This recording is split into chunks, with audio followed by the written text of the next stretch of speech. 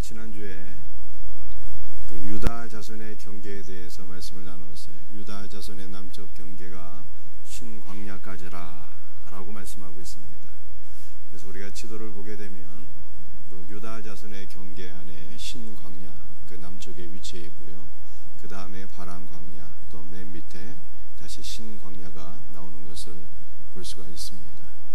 여러분들 유다 지파 경계 안에 포함된 이 신광야는 하나님께서 유다 지파 이스라엘 백성들 안에 믿음이 있는가 없는가를 시험하시는 장소였어요.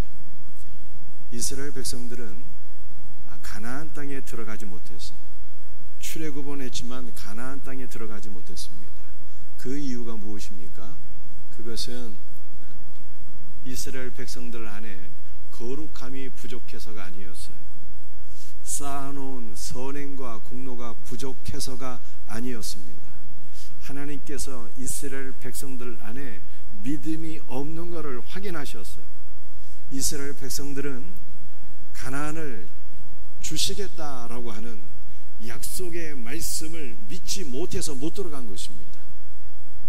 그러므로 이스라엘 백성들은 다시 바람 광야로 돌아와서 바람 광야에서 38년 동안 훈련을 받게 됩니다. 이 바란이라고 하는 것은 동굴이라는 뜻이에요. 우리가 무서워서 꼭꼭 숨는 동굴이 아니라 바로 그리스도의 동굴인 것입니다. 성경에서 동굴은 예수님이 탄생하신 곳이고 예수님이 묻히신 곳이고 예수님이 부활하신 곳이 다 동굴이에요. 그래서 바람 광야의 그 동굴은 예수님의 품 안인 것입니다. 이스라엘 백성들은 바람 광야에서 예수님의 품 안에서 하늘의 양식 만나를 38년 동안 먹고 반석이신 예수 그리스도로부터 나오는 생명수를 38년 동안 마시고 그리스도의 품 안에서 살고 호흡하고 생명을 누리고 그리스도와 동행하는 훈련을 38년 동안 받다가 마침내는 가나안 땅에 들어가게 된 것입니다. 그러므로 오늘도 우리 사랑하는 성도들이 이 땅 가운데 살 동안 우리는 예수 그리스도의 품 안에서 생명의 양식이 되신 그리스도를 먹고 마시고 그리스도와 동행하는 이 믿음의 훈련을 38년 동안 받다가 담대한 믿음으로 가나안 땅 그리스도의 모든 풍성을 누리고 마침내는 주님께서 우리를 부르시는 그날 담대한 믿음으로 영원한 하나님의 집에 들어가게 되는 은혜를 누려야 되는 것입니다. 이 놀라운 은혜가 우리 주님께서 우리를 부르시는 그 마지막 날에 오직 담대한 믿음으로써 영원한 하나님의 나라에 들어가는 그 은혜가 있기를 예수님의 이름으로 축복합니다.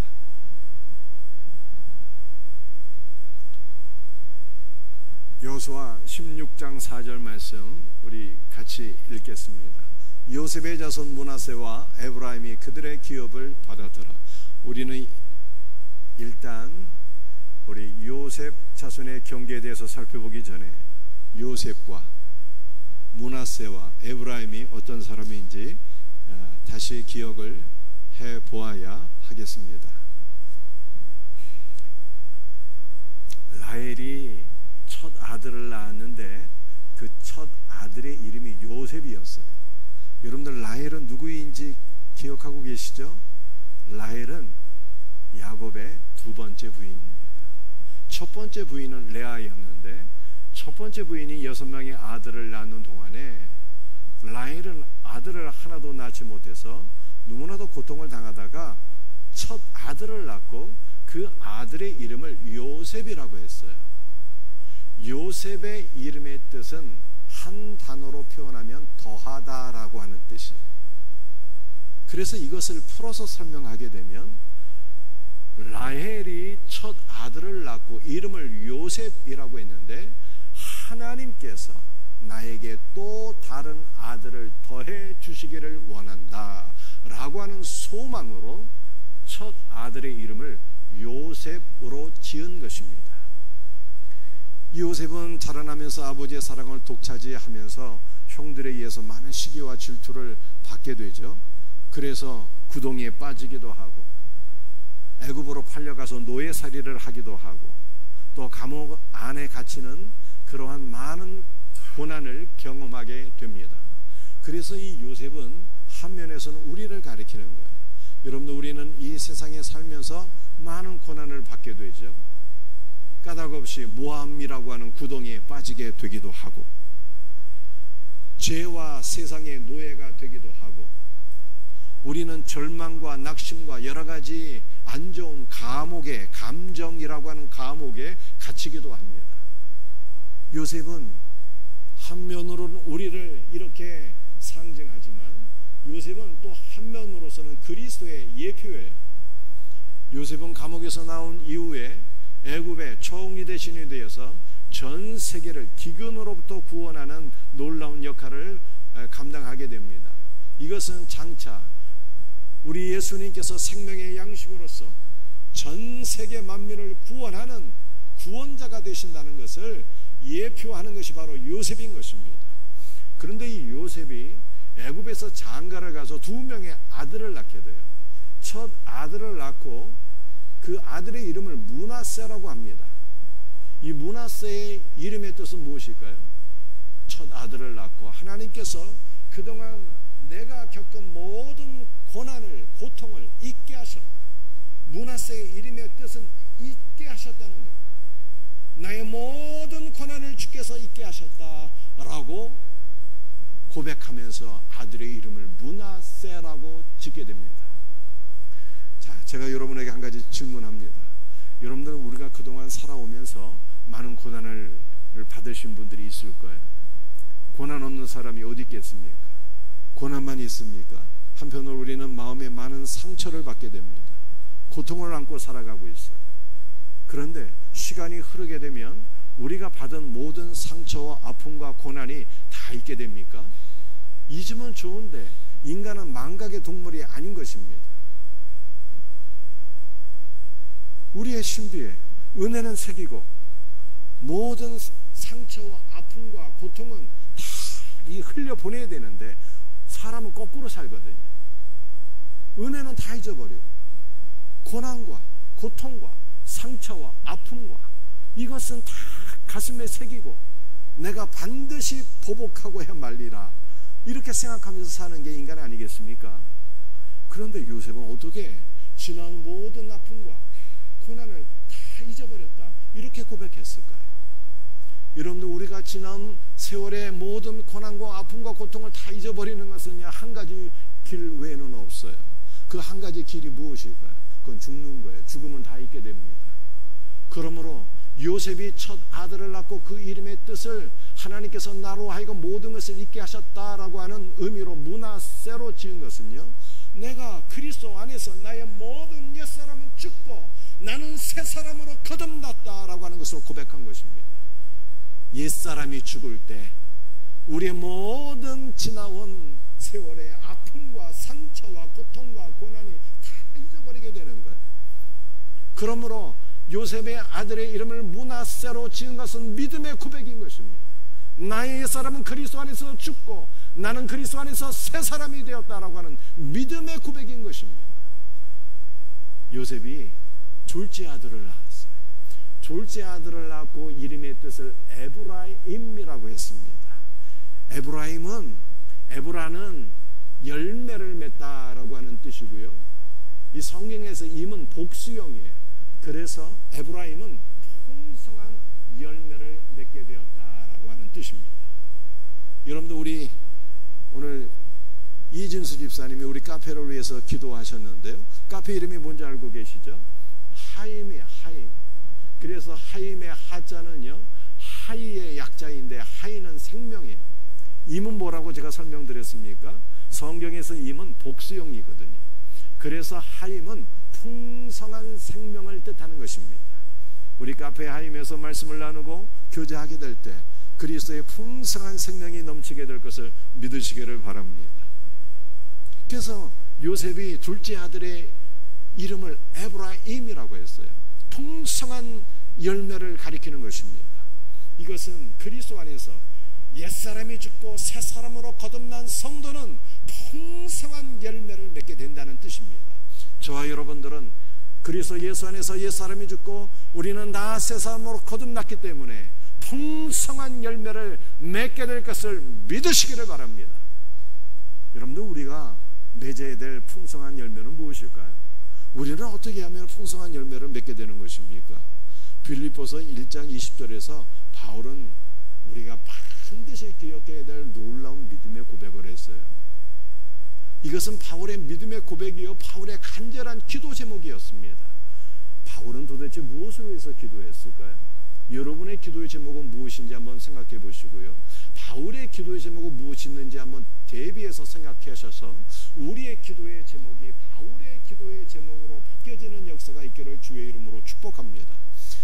빌립보서 1장 20절 말씀 우리 한번 같이 읽어보겠습니다. 스크린 보시면서 말씀을 같이 한번 읽어봅시다. 시작. 나의 간절한 기대와 소망을 따라 아무 일에든지 부끄러워하지 아니하고 지금도 전과 같이 온전히 담대하여 살든지 죽든지 내 몸에서 그리스도가 존귀하게 되게 하려 하나니. 나에게는 간절한 기대와 소망이 있다. 바울이 이렇게 고백했어요.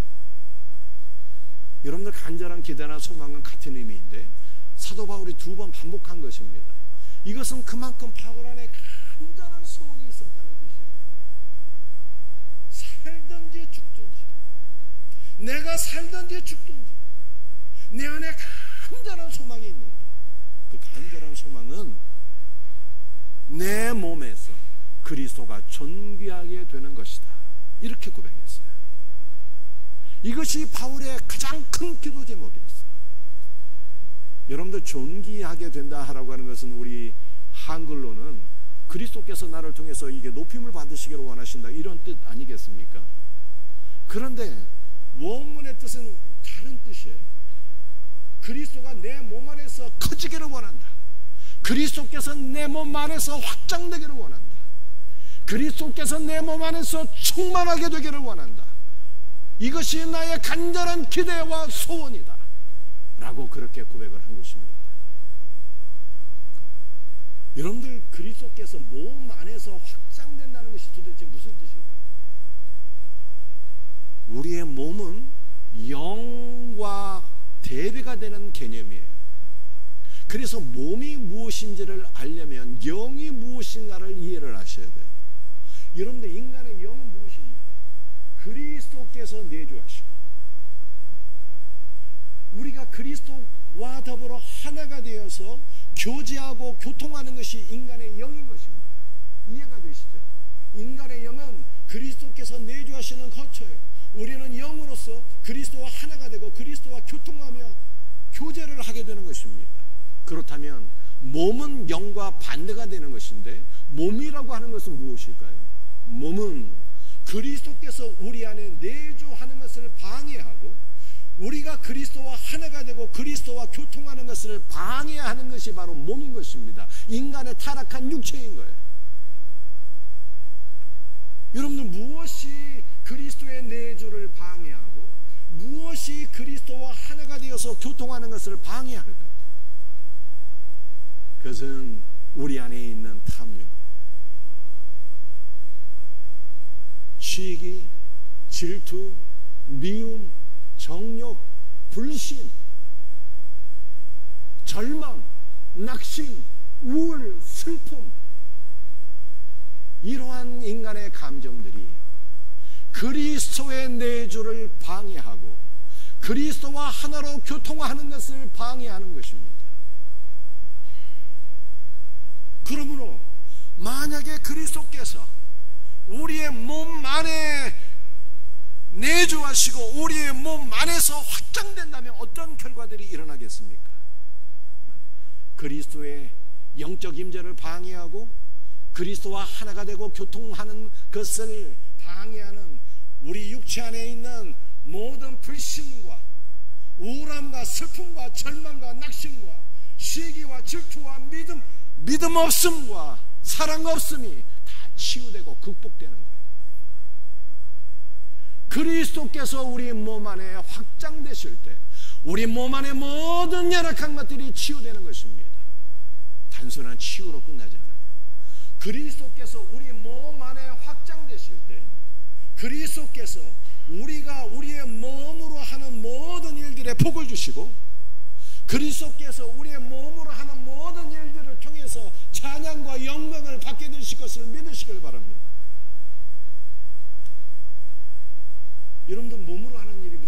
있을까요? 오늘 교회에서 우리가 봉사하는 모든 것도 우리 몸으로 하는 거예요. 가정에서 자녀를 양육하는 것도, 여러분들 우리가 내일이면 직장으로 출근하지 않습니까? 직장과 사업장에서 일하는 모든 것들도 우리가 몸으로 하는 거예요. 몸.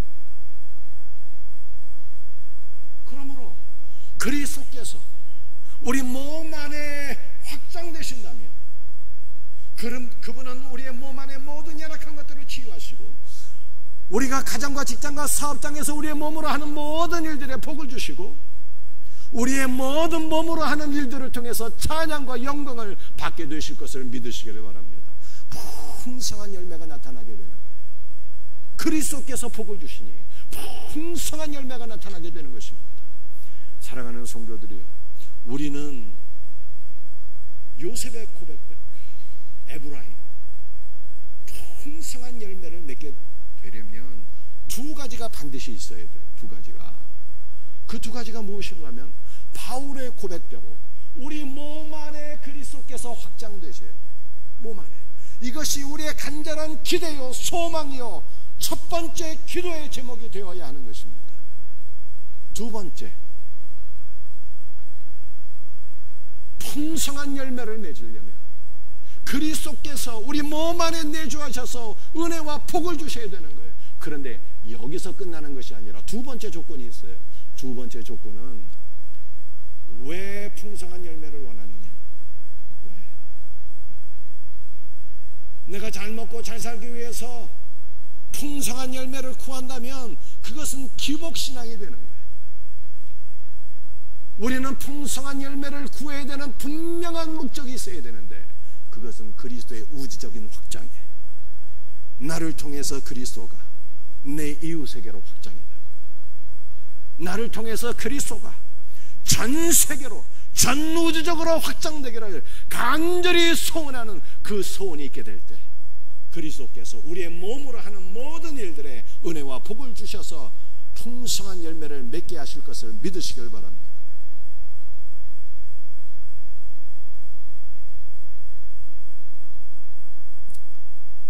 여호수아 16장 1절 말씀. 이 여호수아 16장 1절은 놀라운 복음이에요. 이 말씀을 잘 이해를 하셔야 돼요. 한번 읽어볼까요? 함께 읽겠습니다. 요셉 자손이 제비 뽑은 것은 여리고 샘 동쪽 곧 여리고 곁 요단으로부터 광야로 들어가 여리고로부터 베델 산지로 올라가고. 여러분 한글 성경 보면 주어가 무엇입니까? 요셉 자손이 제비를 뽑았다 이렇게 되어 있잖아요. 요셉 자손이 제비를 뽑아서 그 경계 땅을 얻었다는 거예요. 그 경계가 어디부터 어디까지입니까? 여리고성 동쪽 샘으로부터 시작해서 베델까지 이르게 되는 거예요. 이것이 요셉 자손에게 주어진 경계인데, 이 땅을 누가 제비 뽑았어요? 요셉 자손이 제비 뽑아서 그 땅을 얻었다. 이것이 한글 성경의 의미예요. 그런데 영어 성경을 보면 뜻이 완전히 달라버려요. 영어 성경에는 주어가 무엇입니까? 더 에로티가 주어예요. 이 에로티는 기업, 땅, 부지예요. 땅이 기업이 요셉 자손에게 그냥 떨어져 버렸다는 거예요. 요셉 자손에게. 요셉 자손이 기업을 제비 뽑은 것이 아니라 기업이 땅이 여리고성 동쪽 샘으로부터 베델에 이르는 그 땅이 그냥 요셉 자손에게 떨어져 버렸다. 이렇게 말씀하고 있어요.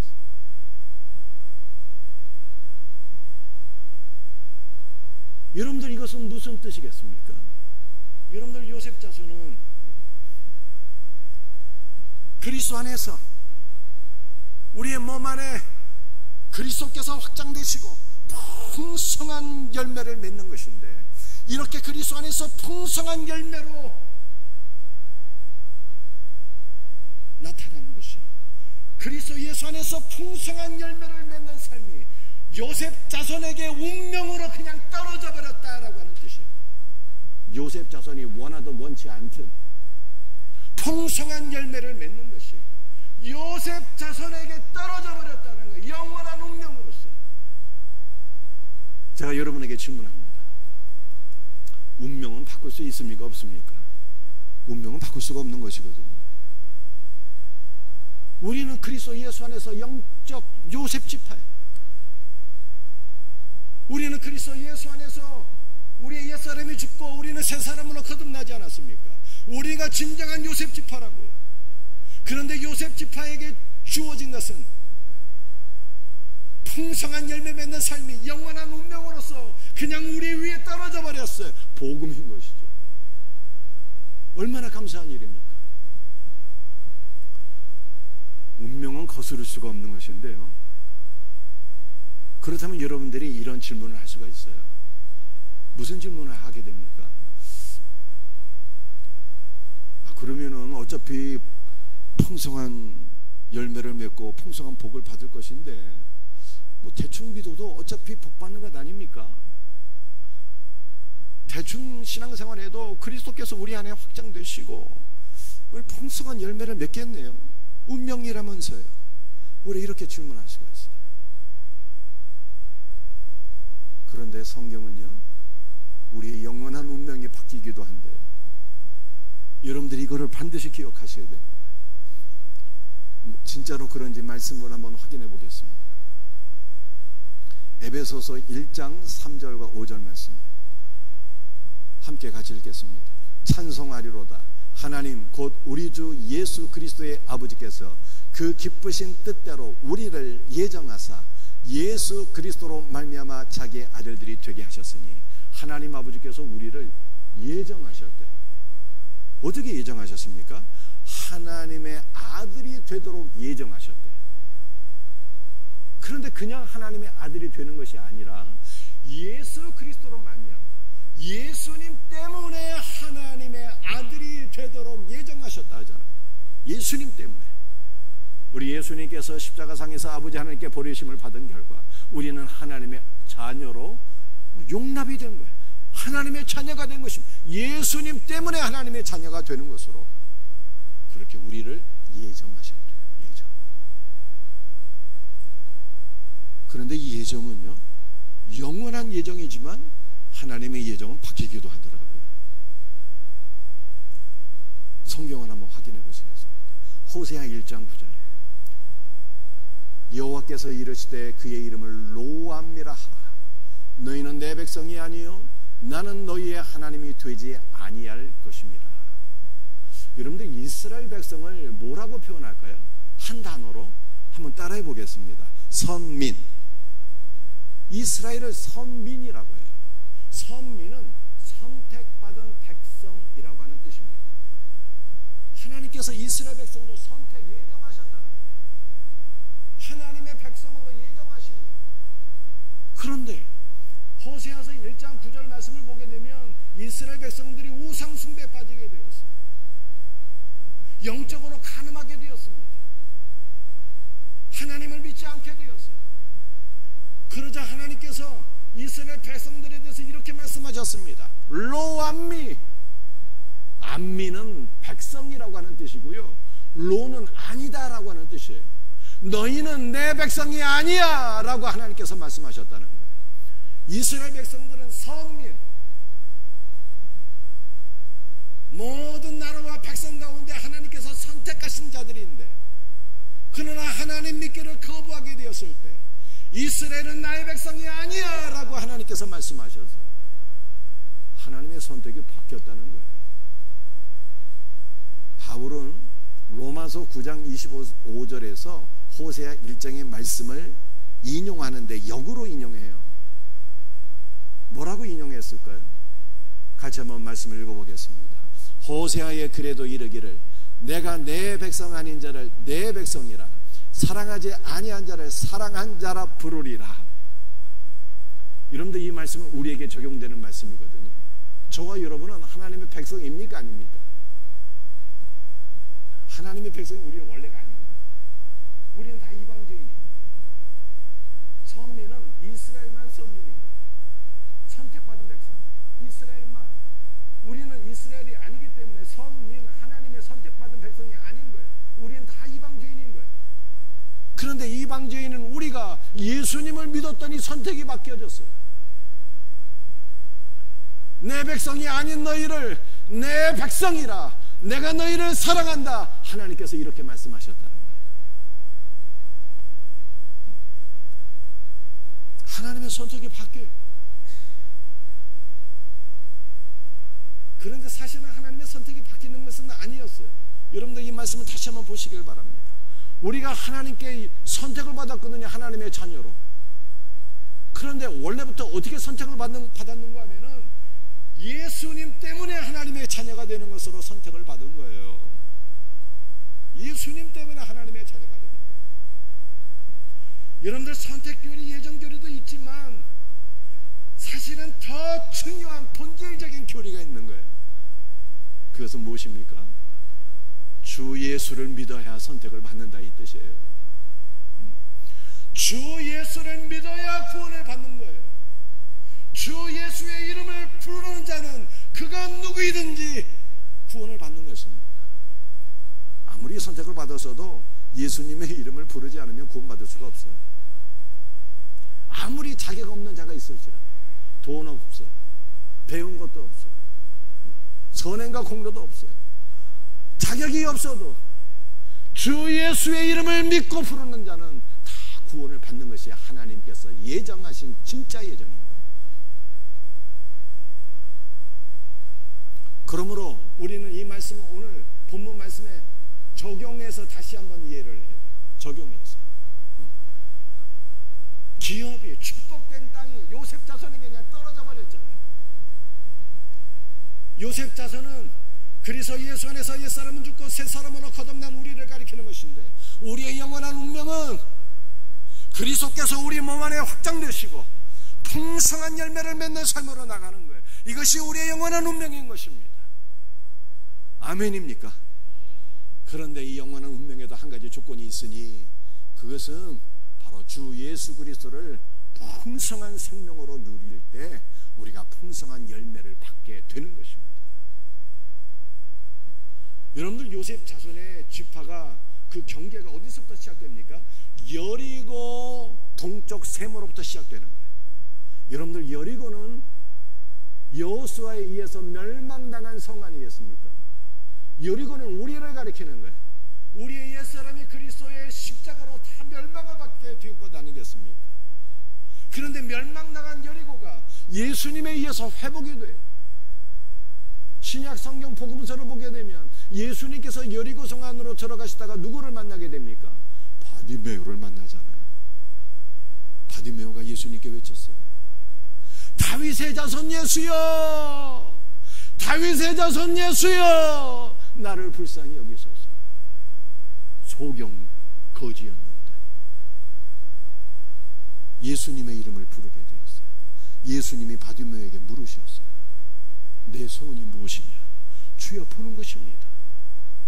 그 순간 바디메오의 눈이 활짝 열려져서 예수님을 보고 예수님을 길에서 따르게 되는 진정한 예수님의 제자가 되었다라고 성경이 말씀하고 있습니다. 예수님이 여리고 안으로 들어가서 또 누구를 만나게 되십니까? 삭개오를 만나게 되잖아요. 매국노, 도둑놈 삭개오. 그런데 예수님께서 뽕나무 위에 올라간 삭개오를 보시고 말씀하셨어요. 삭개오야, 내려와라. 내가 오늘 밤에 너의 집에 유하여야 되리라. 예수님께서 삭개오의 집에 들어가셨어요. 그날로부터 삭개오는 구원받은 아브라함의 후손이 되었다라고 말씀하셨어요. 여러분들, 바디메오가 회복되고 삭개오가 회복된 것은 여리고 성이 멸망의 성에서 생명의 성으로 회복된 것을 의미하는 것입니다. 우리가 예수님 때문에 멸망당했지만, 우리의 옛사람이 예수 그리스도 안에서 죽었지만 우리는 새 사람으로 거듭나고 회복되게 되었다라고 말씀하고 있는 것입니다. 그러므로 우리는 이제 풍성한 열매를 맺는 그러한 축복의 운명으로 나가게 된 것입니다. 그런데 여기서 한 가지 조건이 딱 있잖아요. 그것은 바로 여리고 샘이에요. 여리고 샘이 무엇입니까? 멸망의 성에 생명의 샘물이 하나 딱 있었다는 거예요. 동쪽에 여리고성 동쪽에 생명의 샘물이 있었다는 것입니다. 그 생명의 샘물은 예수님인 거예요. 우리는 예수님께로 나가서 생명의 생수가 되시는 그리스도를 마시게 될 때 비로소 우리의 운명이 풍성한 열매를 맺는 복된 운명으로 바뀌게 되고 풍성한 열매를 맺게 된다는 뜻입니다. 그러므로 우리는 날마다 그리스도께로 나가서 그리스도의 생수를 마시는 복된 삶을 누리셔야 되는 거예요. 그러면 우리 예수님께서 여러분이 몸으로 하는 모든 일들을 복되게 하시고 풍성한 열매를 맺게 하실 것을 믿으시기를 바랍니다.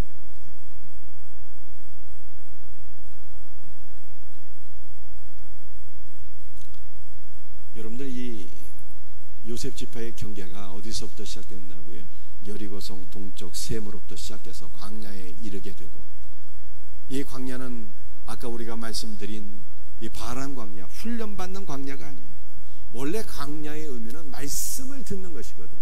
말씀을 듣는 거예요. 말씀을 들어서 풍성한 열매를 맺는 광야에 이르게 되고 라고 말씀하고 있는 것입니다. 그리고 마침내는 어디에 이르게 돼요? 베델 산지에 이르게 되는데, 베델은 무엇입니까? 하나님의 집이에요. 하나님의 집.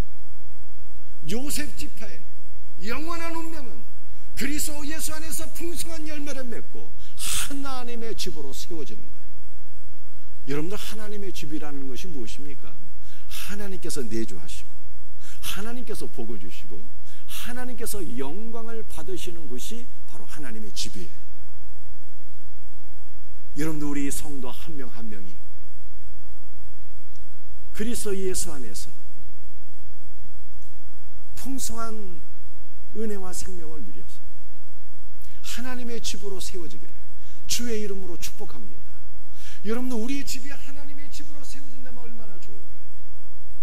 하나님께서 우리 성도 각 가정에 내주하시고 하나님께서 우리 성도들 가정에 복을 주시고 우리 성도들 가정을 통해서 영광을 받으신다면 우리의 가정이 하나님의 집이 되는 것입니다.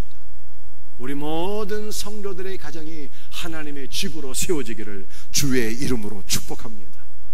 여러분들, 우리 생명샘교회는 이미 하나님께서 내주하시는 하나님의 집이신 것입니다.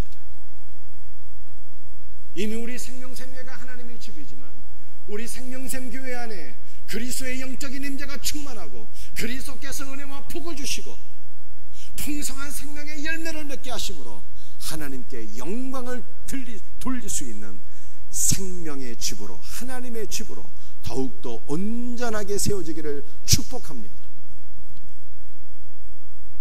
여러분들, 이 땅에 많은 교회들이 있어요. 이 땅에 있는 많은 교회들이 하나의 교회로 연합되는 것이 바로 거룩한 성 새 예루살렘이고, 이 거룩한 성 새 예루살렘이 하나님의 집의 완성인 것입니다. 하나님의 집의 완성이 새 예루살렘이에요. 그러므로 초대교회 성도들은요, 이렇게 기도했어요. 아멘. 주 예수여 어서 오시옵소서. 이것은 무슨 뜻이겠습니까? 하나님의 집의 완성인 새 예루살렘은 예수님의 재림을 통해서 완성이 되는 거예요. 그러므로 주님 어서 오셔서 하나님의 집이 완성되기를 원합니다. 내가 하나님의 집 거룩한 새 예루살렘에서 우리 예수님과 영원한 삶을 보내기를 원합니다. 이렇게 소망하며 기도한 것입니다. 우리도 날마다 이렇게 기도하십시다. 아멘. 주 예수여 어서 오시옵소서. 하나님의 집이 완성되게 하시고 하나님의 집의 완성인 새 예루살렘에서 우리 주님과 영원한 생명을 누리게 하소서. 이렇게 기도하며 소망 중에 주님을 맞이할 수 있는 우리 성도들이 되시기를 주의 이름으로 축복합니다.